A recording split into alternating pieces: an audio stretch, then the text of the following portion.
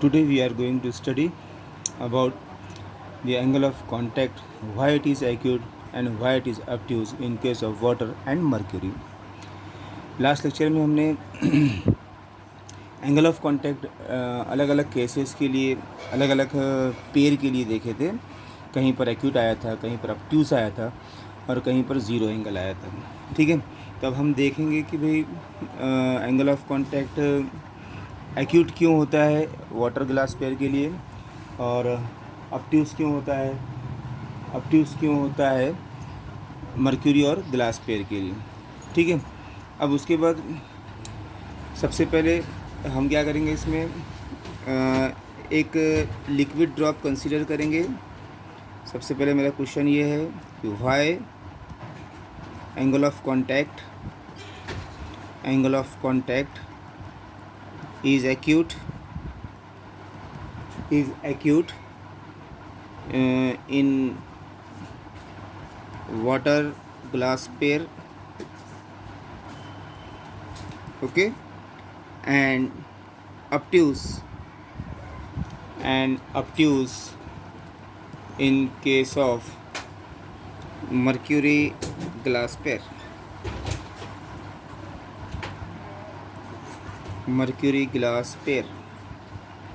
Okay, so for this consider a liquid drop.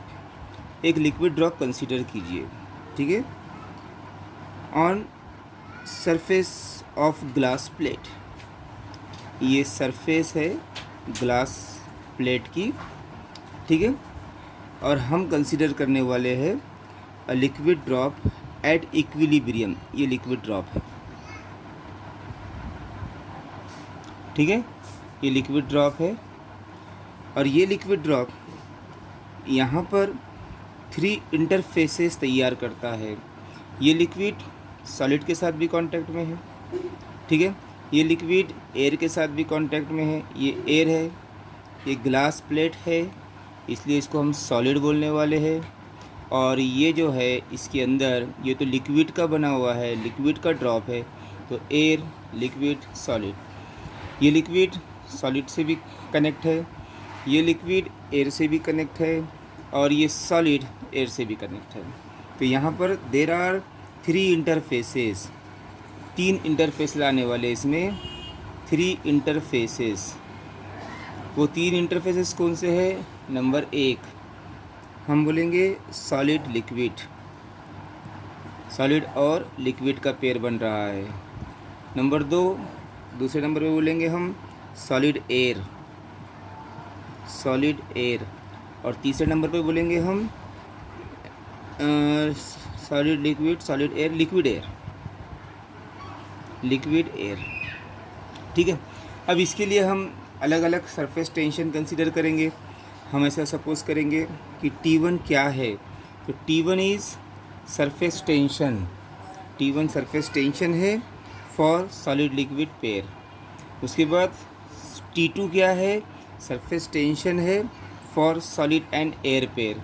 And T3 क्या है, surface tension है for liquid air pair, ठीक है।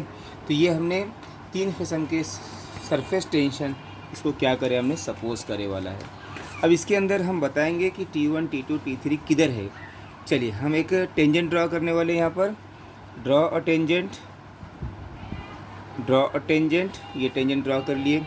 अब ये टेंजेंट ड्रॉ करने के बाद यहाँ पर अगर देखेंगे तो हम इसको T2 बोलेंगे, इसको क्या बोलेंगे अपन, T1 बोलेंगे, ठीक है, और इसको बोलेंगे हम T3, जैसा कि यहाँ पर दिए वाले हैं कि किसके किसके बीच में है। जैसा कि पहला T1 है सॉलिड और लिक्विड, ये सॉलिड है और ये लिक्विड है, इनके बीच में का टेंशन क्या है, T1। T2 का है सॉलिड और एयर, ये सॉलिड और एयर में है। और तीसरा T3 लिक्विड एयर, ये लिक्विड में और एयर में है, लिक्विड में और एयर में क्या है, T3, ठीक है। इस डायग्राम को मैं थोड़ा सेपरेटली बनाना चाह रहा हूँ ताकि आपको क्लियरली समझ में आ जाए। ये ऐसा है, ठीक है, और ये इधर ऐसा गया हुआ है, ठीक है। ये T3 है, यहाँ से लिया मैंने, ये T1 है और ये T2 है, ठीक है। अब इसके अंदर मैं आपको बता दूं कि यहाँ पर तो एंगल बन रहा है अपना थीटा, सही है, ये थीटा एंगल बन गया। अब यहाँ पर ड्रॉप, ये जो ड्रॉप है, this drop is in equilibrium, then ये ड्रॉप इक्विलिब्रियम में है, इसलिए the horizontal component must be balance each other, इसलिए इसका हॉरिजॉन्टल कंपोनेंट क्या हो जाएगा, बैलेंस हो जाएगा। अगर हम इसके दो कंपोनेंट करते हैं, ये एक कंपोनेंट वर्टिकल और ये होगा तुम्हारा हॉरिजॉन्टल।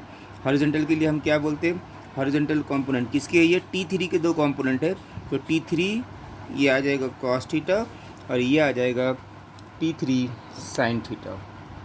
ठीक है, this T3 resolve into two components, one is horizontal component and another is vertical component. These two components are T3 cos theta and T3 sin theta. Now we know that the drop is in equilibrium.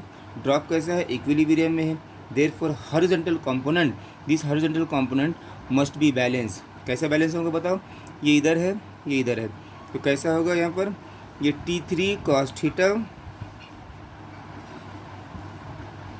T3 साथ में कौन है इसके, T1, तो plus T1 equal to, opposite में इधर कौन आ गया, T2, तो यहाँ से T3 cos theta, T3 cos theta, ये T2 प्लस T1 इधर गया तो क्या होगा, माइनस T1, तो T3 cos theta, sorry cos theta equal to T2 minus T1 और डिवाइड में आ जाएगा ये T3। तो ये फार्मूले से हम बता सकते कि क्यों एक्यूट और एब्ट्यूज एंगल आते हैं।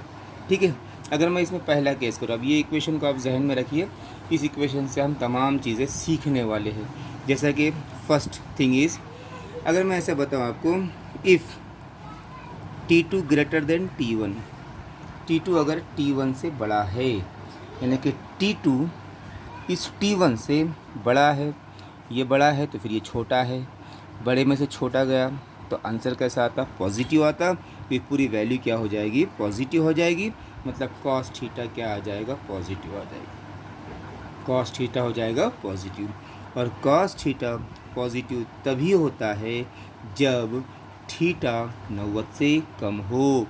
It is possible only when theta less than 90, that is acute, इसका मतलब वो एक्यूट है। Therefore this condition will be for water glass pair, ये कंडीशन आ जाएगी वाटर ग्लास पेयर की, आया ध्यान में। तो अगर T2 बड़ा है T1 से तो हमारा cos थीटा पॉजिटिव आता है, और cos थीटा की पॉजिटिव वैल्यू 0 और 90 से बीच में होती है, 90 से कम ही होती है। ठीक है, क्योंकि 90 पे cos 90 की कीमत 0 हो जाती है, हमको पॉजिटिव चाहिए, तो पॉजिटिव हो तो 90 से कम, और 90 से कम वाले को हम एक्यूट एंगल कहते हैं। ठीक है, इसी तरह अगर मैं दूसरी बात करूँ, केस नंबर 2 पे बात करूँ, if T2 less than T1, if T2 less than T1, अगर T2 T1 से छोटा है, इन्हें छोटा है, इन्हें बड़ा है, बराबर है। अब इन्हें छोटा है ना, तो छोटे में से बड़ा इन्हें है, तो छोटे में से अगर बड़ी वैल्यू माइनस करेंगे तो जाहिर सी बात है कि पूरा आंसर क्या में आएगा, निगेटिव आएगा, तो cos theta will be equal to negative. और cos थीटा निगेटिव तभी होता है जब थीटा 90 और 180 के बीच में हो, थीटा 90 से बड़ा हो और 180 से छोटा हो, और ऐसे एंगल को हम ऑब्ट्यूज एंगल कहते हैं, ऐसे एंगल को हम ऑब्ट्यूज एंगल कहते हैं। और ऑब्ट्यूज एंगल में इसका मतलब ये हुआ कि ये जो पेयर है, ये है mercury glass pair, mercury glass pair. तो हमने दो कंडीशन देख ली है कि T2 बड़ा रहा T1 से तो पेयर कौन सा रहेगा, वाटर ग्लास पेयर, और T2 छोटा रहा T1 से तो समझना कि वो मर्क्यूरी ग्लास पेयर। ठीक है, इसमें वन मोर एग्जांपल अगर हम लेंगे, इसमें और एक अगर हम कंसीडर करेंगे, अगर मैं ये बात करूं, if T2 minus T1, T2 minus T1 equal है अगर T3 के, एक ऐसा केस ले रहे हैं हम कि जिसमें T2 माइनस T1 को किसके इक्वल बोल रहे हैं, T3 के। तो इक्वेशन 1 पर ध्यान दीजिए, T2 माइनस T1 ये है ना, T2 माइनस T1, तो T2 माइनस T1 तो cos theta equal to cos theta, ये तो T2 माइनस T1 है, और T2 माइनस T1 हम कंसिडर क्या कर रहे हैं, क्या एज्यूम कर रहे हैं कि T2 माइनस T1 किसके इक्वल है, T3 के इक्वल है। तो यहाँ पे इतने हटा के क्या आ जाएगा, T3, और T3 और ये T3 कैंसिल हो जाएंगे, जवाब क्या आ जाएगा, 1। और कॉस थीटा की वैल्यू 1 तब आती है जब थीटा कम्प्लीटली क्या है 0, यानी कि थीटा इक्वल टू 0। थीटा 0 रहा तो कॉस 0 क्या होता 1 होता, बराबर। और ऐसी कंडीशन जब आती है तो हमको ये समझना पड़ेगा कि यहाँ पर प्योर वाटर का इस्तेमाल किया गया, ठीक है। यहाँ पर प्योर वाटर और गिलास,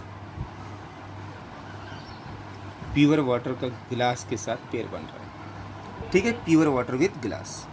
उसके बाद अगर हम एक कंडीशन और लेते हैं कि इफ़ T2 माइनस T1 अगर ये T3 से बड़ा है, ठीक है, T2 माइनस T1 ये T3 से बड़ा है, तो इसका मतलब ये हुआ कि cos थीटा की